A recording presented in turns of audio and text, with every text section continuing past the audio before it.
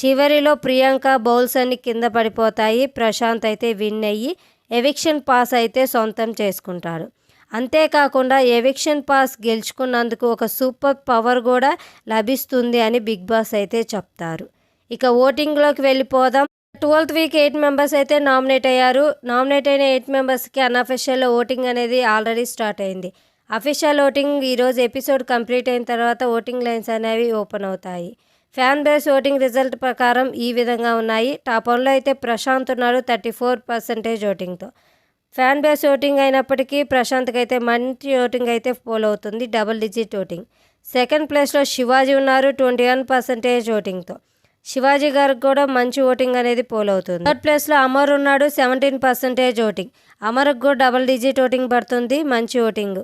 ఇక ఫోర్త్ ప్లేస్లో యావర్ ఉన్నాడు 10% ఓటింగ్. ఫిఫ్త్ ప్లేస్లో గౌతమ్ ఉన్నాడు 5% ఓటింగ్. రతికాకి వచ్చి 6th ప్లేస్లో ఉంది 4% ఓటింగ్. 7th ప్లేస్లో అర్జున్ ఉన్నాడు 3% ఓటింగ్. 8th ప్లేస్లో అశ్విని ఉంది 2% ఓటింగ్.